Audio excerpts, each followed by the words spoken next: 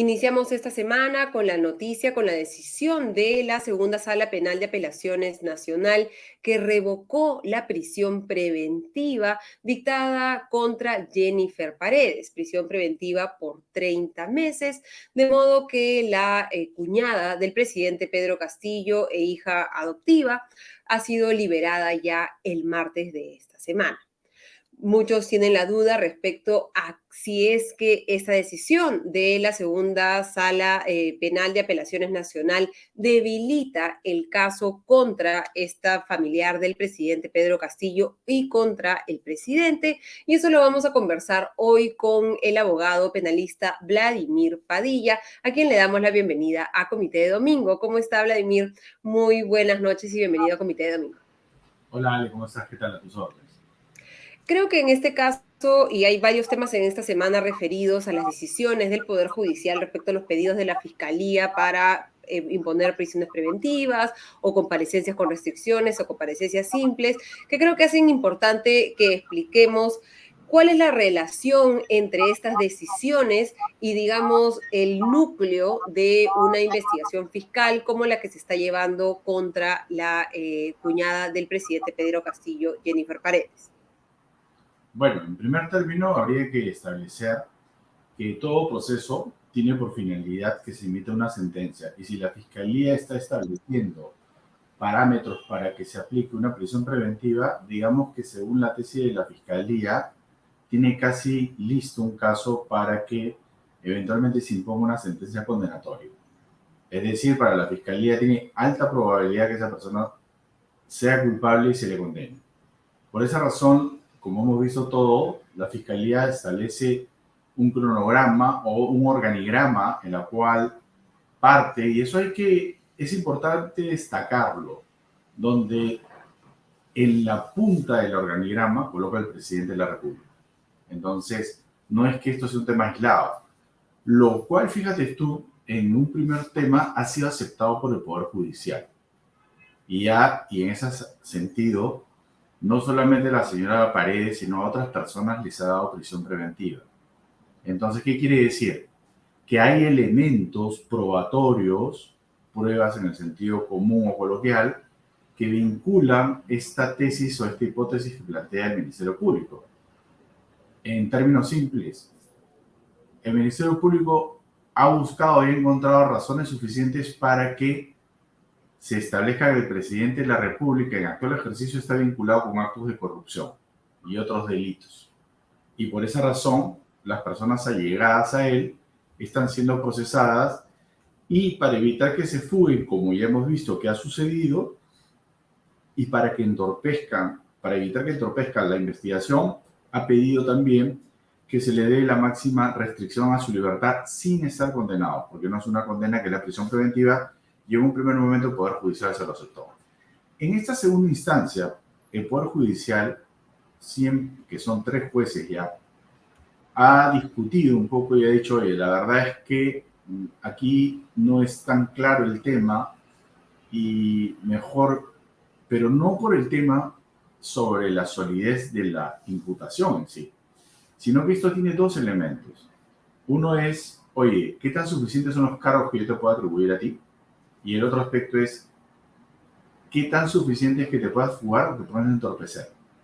Entonces, lo que han sopesado es no el primer aspecto, que meridianamente estaría claro, sino el segundo aspecto es, oye, ¿qué tanto podrías tú entorpecer o qué tanto podrías tú variar o fugarte si tú tienes en realidad, en cierta medida, un domicilio conocido, se te podría ubicar? Según criterio, 2 de los 3 jueces indican, yo consideramos que sí podría seguir el proceso, pero en libertad, siempre y cuando cumpla determinadas reglas de conducta. ¿Qué pasa si incumple esa regla de conducta? Se la revocan y va a ir nuevamente, le van a dar la prisión. Entonces es un tema un poco condicional, porque claro, no olvidemos que ninguna persona debería estar privada de su libertad si no está condenada. Y en ese sentido, la prisión no es una pena anticipada. y no debería Pero ser. nos hemos acostumbrado un poco durante los últimos años a que la prisión preventiva sea como una especie de pena adelantada, ¿no? Y también como una demostración de los indicios certeros que hay sobre un investigado en particular. Ahora estamos viendo más bien un retroceso en esta decisión y para muchos esto puede significar, como bien decías, que no solamente hay el no peligro de fuga, de acuerdo con 2 de los 3 jueces responsables de esta decisión, sino que algunos están interpretando que tampoco están los fundamentos. Pero en esta resolución de la sala penal, de la segunda sala penal de apelaciones nacional, lo que tengo entendido es que se pronuncian, como bien comentabas, sobre el peligro de fuga y no sobre el fondo de la investigación, sobre qué tan culpable hasta el momento parece o no Jennifer Paredes. ¿Cómo retrocedemos, digamos, en esta forma en que ya casi nos hemos acostumbrado a que se aplique la prisión preventiva en el país? Es que en cierta medida hay criterios, ¿no? Tú puedes tener tu criterio, por ejemplo, yo puedo tener mi criterio, y quieras o no, esta chica ha estado detenida 2 meses, no es poca cosa tampoco. Las cárceles en el Perú no son de lo mejor, definitivamente no se lo deseo a nadie, pero hay algo que no debe olvidar la gente, porque la gente cree que es una condena y que cuando sale en libertad ya no puede volver a entrar, y eso no es verdad. Un criterio de las medidas de coerción como esta es su variabilidad, su temporalidad. ¿Qué implica? Es como el clima. Hoy está templado y mañana puede estar caluroso o pasado. ¿Qué quiero explicar? Que si ella incurre en cualquier inconducta, ya sea porque se advierte que está entorpeciendo la investigación, se advierte que se ha querido fugar, cualquier aspecto, la fiscalía puede volverlo a pedir. O sea, no es un tema que no pueda volverlo a pedir. Y se valorará los nuevos elementos que ha copiado la fiscalía. Recuerda tú también que hay un antes y un después. Al momento que la fiscalía pidió la prisión preventiva, había un probatorio. Eso se ha discutido, digamos, una fecha determinada, digámoslo, a julio, había una determinada cantidad probatoria. Pero la fiscalía podría, a hoy, a octubre, a noviembre o a diciembre, por eso es importante también, si la fiscalía va a seguir intentando pelear esto ante la Corte Suprema, va a decir, no, yo lo dejo ahí, pero eso no implica que renuncie a volver a solicitar una prisión. Porque yo fiscal diría, ok, lo dejo ahí, porque tengo un mayor elemento que abunda de eso. Y lo que podría hacer también, fíjate tú, Ale, es, ya tengo toda la historia completa, ya tengo todos los elementos probatorios que necesito, cierro la historia y paso a la siguiente etapa. Presento acusación contra ella, no sé, 20 años, y a la par pido prisión preventiva. Uh -huh. Entonces, y el juez me lo puede otorgar. Entonces, no es una historia cerrada. Digamos que Claro. ella tiene, y debería entenderlo, como una espada de Damocles en la cual establece que su libertad está, digamos, pendiendo de un hilo, ¿no? El fiscal Jorge García, que es el responsable de la decisión de la prisión preventiva, del pedido de prisión preventiva, ha anunciado que va a presentar un recurso impugnatorio. En este proceso, en esta impugnación, ¿quiénes van a tener que tomar la decisión y qué se va a evaluar en esta eventual impugnación? Mira, los pedidos de prisión preventiva se realizan ante el juez de investigación preparatoria. Este juez que otorgó fue apelado por los abogados de esta señorita y de otros. La sala, como tal, le ha revocado y el único agravio que tendría la fiscalía es por eso. Ahora, esto acabaría ahí.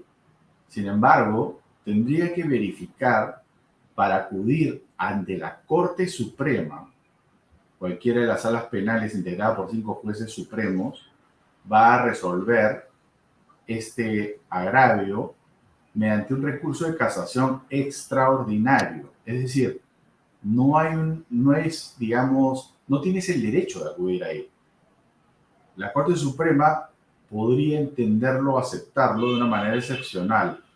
En el Perú se estaba aceptando este tipo de situaciones.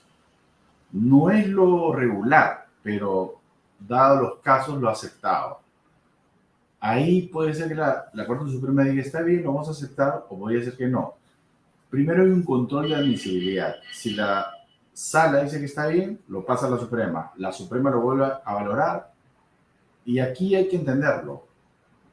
Es como, lo voy a decir en términos sencillos, es pedirle el favor a la Corte Suprema que analice este caso, porque no está en obligación, porque la ley establece supuestos que básicamente son los que ponen fin al proceso, y este pedido no pone fin al proceso. Por lo tanto, lo que le estamos pidiendo es un favor para que atienda este caso, porque han habido serias irregularidades. Si la Suprema quiere, lo acepta, y si no quiere, no lo acepta. Y si lo acepta, va a señalar una fecha para discutir. Y aquí viene lo interesante. Se tiene que advertir cuáles serían estas infracciones que han habido para con eso poder plantearlas y la Suprema establecer un lineamiento aplicable a todos los sujetos interesados en dictarse esta medida, porque no es solamente para el caso de ella. Ese tiene el efecto del recurso de casación, ¿no? O sea, también afectaría, digamos, a Lenin Medina, el alcalde, perdón, de Anguía, que está investigado con ella, o otros también. Podría beneficiarlo como no, habría que verlo, porque yo no sé si él, porque ojo, él también tiene un agravio, pero podría ser que los abogados del día, no, yo no voy a presentar ningún recurso de casación, y ahí queda. Aunque la Fiscalía no puede presentar un recurso de casación en contra de lo dicho contra él, en tanto no encuentre perjuicio, porque a él le han confirmado la prisión. Exactamente, ¿no? ¿Y cómo explicamos esa diferencia, ¿no? En la decisión en el caso de Jennifer Paredes y en el caso del alcalde de Anguía? Probablemente porque él manejaba mayores recursos, tiene mayores reprochabilidad en su conducta, y por esa razón es que la sala meritó un mayor reproche en la conducta de él. Y además también, recuerda tú que las conductas son diferentes. En el caso de Jennifer Paredes, ella hace, entre comillas, una entrega un poco accidentada, por decirlo menos. No parece tan espontánea, pero al final, fin al cabo, ella se presenta, ¿no? Entonces, ahí yo veo que hay cuestiones que se van a evaluar de manera diferente. Sé que en el alcalde lo detienen preliminarmente y de ahí no lo han soltado.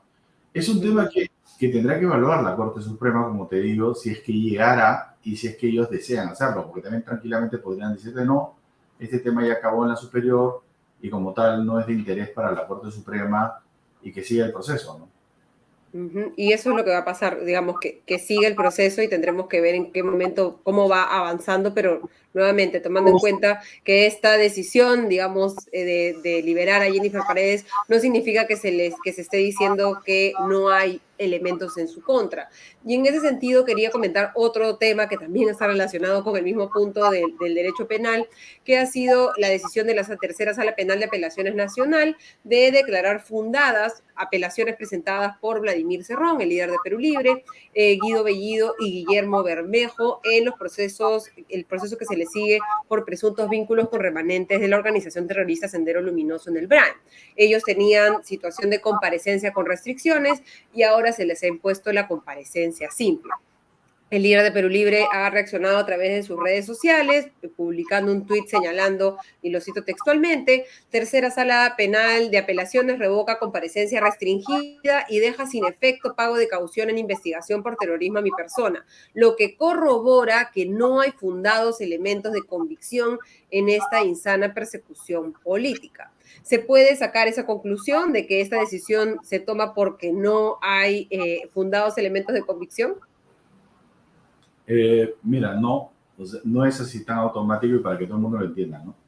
Las medidas de coerción se dan en paralelo a la investigación. ¿Qué implica esto? Que en cierta medida la decisión de una no afecta a la otra. Las medidas son un medio para que se pueda lograr emitir a futuro, por ejemplo, una sanción penal si correspondiera. Lo que dice el doctor Cerrón es que él ha venido teniendo una comparecencia con restricciones y que a través de una apelación él ha logrado una comparecencia simple. Estoy especulando porque desconozco la resolución. Podría, si dijera que no hay elementos que lo vinculen, definitivamente estaríamos a puertas de un tema ¿cómo se llama?, de reconocer inocencia. Pero en realidad si una resolución en una medida de coerción dijera eso, en buena cuenta, habría que analizarla porque hay dos elementos claves para toda medida de coerción. El primero es tener elementos que te atribuyan la comisión de un delito. Fíjate, atribuir la comisión de un delito. No estoy hablando de que seas responsable o culpable, sino que hay elementos que te pueden atribuir la comisión de un delito. Lo segundo es que puede haber entorpecimiento o puede haber peligro de fuga. Y dependiendo de la intensidad de una de ellas, te puede dar prisión preventiva o comparecencia con restricciones. La comparecencia simple, aunque no se crea, es una restricción también a la libertad. ¿Por qué? Porque se establece o se señala que debes de cumplir con todas aquellas medidas, mejor dicho, todas las llamadas que te haga el juez. Entonces, no es tampoco como que ya andas a tu casa y listo. Hay una restricción, digamos, a la libertad, por eso está regulada en el Código Procesal Penal. Probablemente lo que puede haber ocurrido, nuevamente en el campo de la especulación, es que... Igual le leo lo que ha informado RPP Noticias, ¿no? Que tuvo acceso a la resolución y dice, de acuerdo, el colegiado superior precisó en su resolución que no se dieron las razones sobre la concurrencia de los criterios legales para determinar el peligro de fuga en la intensidad que se exige o de peligro de obstaculización que exige la ley para imponer comparecencia con restricciones a esos investigados. Es lo que yo te decía entonces. ¿Por qué? Fíjate tú. Es para que todos puedan entenderlo. Para hacer pan se necesita harina y agua. Para aplicar una medida de coerción se necesita igual elementos que te vinculen con un delito y que entorpezcas o que puedas fugarte. Lo que acabas de leer tú te están diciendo, harina hay. Implícitamente te dicen eso, pero lo que está faltando es el agua. Y por tanto, sin eso no puedes aplicar en puridad. Ojo, te estoy diciendo, una comparecencia con restricciones. Por tanto, ¿esto qué quiere decir? No es que en puridad no exista, sino que el fiscal no sabió presentarlas o demostrarlas. Ahora bien, creo yo que, y aquí hay que ser claro, ¿no? No se puede hacer una guerra contra nadie por su nombre, o sea el doctor Cerrón, sea quien fuere. El proceso penal no está para ser un medio para ir contra las personas, porque alguien no me gustó. O sea, no se puede hacer política con el proceso penal. Si en este caso al doctor Cerrón le están imputando un delito de terrorismo, habría que establecer cuáles son los actos de terrorismo que le están imputando. No se pueden crear tampoco de la noche a la mañana, porque si tú te das cuenta habría que preguntar cuál es esa imputación, porque el terrorismo tiene varias ¿cómo se llama? Varias modalidades, la pertenencia, la colaboración, la apología. Entonces, no basta con atribuirle a alguien la comisión de un delito para decirle ya, esa persona está incurso en este delito. Entonces, ojo con eso, y por eso no sorprenda que mañana más tarde pueda ser como corresponde a todo ciudadano que sea absuelto. Porque muchas veces, en el caso de él o de otros, muy a la ligera se hace. Yo la verdad desconozco cuáles son los cargos que le atribuyen, pero debe ser que no son tan relevantes porque no se ha escuchado mucho, Ale. O sea, yo la verdad no he escuchado cuáles son las evidencias como si se puedan haber escuchado en otros casos, ¿no? Como la señorita Paredes o otros, ¿no? Esto parece que es ya de antaño, que se trata de revivir, y hay que tener cuidado con que sea un tema político, ¿no? Que es, digamos, el riesgo en todo caso, pero que tendremos que esperar a cómo terminan las investigaciones y qué determinan las mismas, ¿no? Pero Y sí, finalmente, en el tema de... Sí, dime. mira ahí, fíjate, pero el hecho que le hayan dado una comparecencia simple no indica necesariamente que lo van a absolver, ¿eh? Ni tampoco indica de que necesariamente lo van a condenar, pero digamos que en cierta medida sí ratificarían, date tú, si dicen eso la sala, es que no hay elementos ahí que el fiscal haya probado eso. Y una cosa solamente para que la gente no entienda. Pero podría haber otro caso en el cual a él le puedan dar prisión preventiva porque el fiscal dice que entorpece o que se puede fugar, sí. ¿Pero por qué? Si en este caso dijo que no. Porque justamente es lo que hablamos. Va a depender del fiscal que pueda presentar o probar una cosa en un caso y tal vez en la otra no. Es eso. Ujú. Sí, aquí el proceso es por afiliación al terrorismo, el presunto delito de afiliación al terrorismo, y se basa en el testimonio de Eddie Villarroel Medina, testigo en un proceso que ha señalado que tanto Guillermo Bermejo como Guido Bellido, además de Vladimir Cerrón, tienen vinculación con la organización terrorista Sendero Luminoso, ¿no? Vamos a ver Tendría que cómo probar avanza este proceso y cuáles son los elementos la por los que declaración de finalmente alguien. se comprueban estos dichos, ¿no? La sola declaración de alguien no va a enervar la responsabilidad, la presunción de no culpabilidad de una persona, ¿no? Tendría que probarlo. Exactamente. Ujú. Lo tendremos que ver, como le digo, al final de la investigación. Y finalmente, para rápidamente, el cuarto juzgado de investigación preparatoria de la Corte Superior Nacional ha dictado 30 meses de prisión preventiva contra los integrantes del denominado Gabinete en la Sombra. Estarán Viverto Castillo, ex asesor presidencial, Abel Cabrera, empresario vinculado con el presidente Pedro Castillo, y Salatiel Marrufo, ex asesor del Ministerio de Vivienda, que está todavía fugado. Esta decisión, ¿qué nos dice respecto a cómo están avanzando también las investigaciones en materia de este gabinete en la sombra, otro de los casos en los que está siendo investigado también el presidente Pedro Castillo?